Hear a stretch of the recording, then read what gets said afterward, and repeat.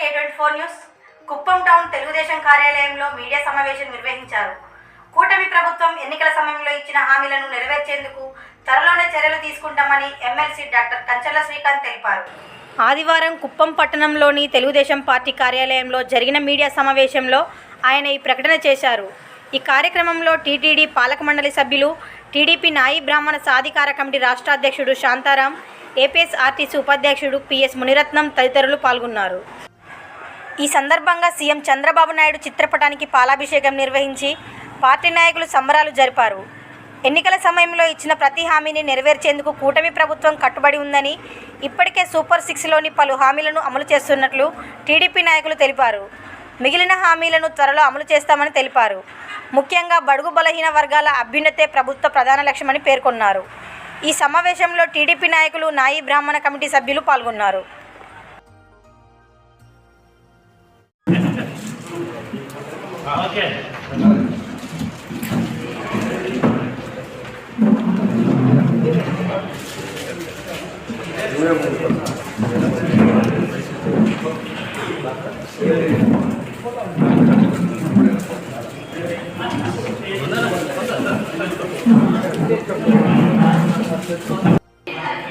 చాలా సంతోషమైన రోజుగా పరిగణిస్తూ స్వతంత్రం వచ్చి సుమారు 75 సంవత్సరాలైనా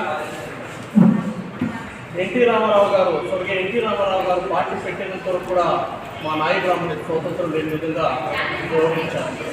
ఎందుకు చెప్తున్నానంటే వైఎస్ రాజశేఖర రెడ్డి కుటుంబం 1975-20 మధ్యన మా కుటుంబంలో ఒక ఎమ్మెల్యే టికెట్ ఇచ్చి పులివెందుల్లో నిలబెట్టి నాయ బ్రాహ్మణుల్ని ఒక ఎమ్మెల్యేగా చేయాలని ఒక పార్టీ అనుకుంటే దాన్ని ఇండిపెండెంట్గా వేసి ఈ వైఎస్ రాజశేఖర రెడ్డి కుటుంబం మా నాయ బ్రాహ్మణ సోదరిని ఎమ్మెల్యేగా ఓడించడం జరిగింది. అయిన తర్వాత ఎన్టీ రామారావు గారు పార్టీ పెట్టిన తర్వాత మా నాయ బ్రాహ్మణులకు స్వతంత్రం వచ్చింది. ఆయన మొట్టమొదటిసారిగా నాయ బ్రాహ్మణుల దగ్గర చాలా వెనుకబడ్డారనే విషయం తెలుసుకొని ఒక ఫెడరేషన్ పెట్టి నాయ బ్రాహ్మణులు ఆర్థికంగా, సామాజికంగా, రాజకీయంగా ఎదగాలని ఆ రోజు ఎన్టీ రామారావు పెట్టారు. కాబట్టి వారికి ప్రత్యేక ధన్యవాదాలు తెలియజేసుకుంటూ, అదే రకంగా మా చంద్రబాబు నాయుడు గారు, మా దైవం, మా గవర్నమెంట్ ఉన్నప్పుడు ఆదరణ పథకం కానివ్వండి, ఫెడరేషన్ లోన్స్ కానివ్వండి, సుమారు ఫెడరేషన్ లోన్లు మాత్రం 200 కోట్ల రూపాయలు.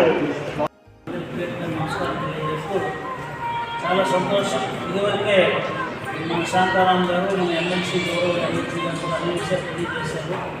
నేను ముఖ్యంగా తెలియజేసేది ఏంటంటే, రాజకీయ పార్టీలకు కొన్ని వర్గాల మద్దతు కొన్ని పార్టీలకు ఉంటుందనేది జగమెరిగిన సత్యం. తెలుగుదేశం పార్టీకి పార్టీ ఆవిర్భావం నుంచి కూడా పూర్తి మద్దతు ఇచ్చినటువంటి కులాల్లో మొదట్లో ఉన్నటువంటిది నాయి బ్రాహ్మణ సమాజం. ఎందుకంటే వాళ్ళు మొదటి నుంచి కూడా కళాకారులు, తెలివితేటలతో, నైపుణ్యంతో పనిచేసేవారు. ముఖ్యంగా నాయి బ్రాహ్మణకు సంబంధించి 2 కార్యక్రమాల్లో వాళ్ళు ఎక్కువగా ఉంటారు. ఒకటి సంగీతం సంబంధించి, సరస్వతి సంగీతం అంటే చాలా పెద్ద విషయం. సంగీతానికి ప్రతీకగా ఉన్నవాళ్ళు నాయి బ్రాహ్మణులు.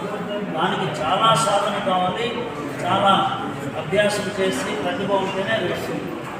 అదేవిధంగా వాళ్ళు చేసేటువంటి సెలవులకు సంబంధించినటువంటి వంశపార్యంపై ప్రతిభతో కూడుకున్నటువంటి కార్యక్రమం.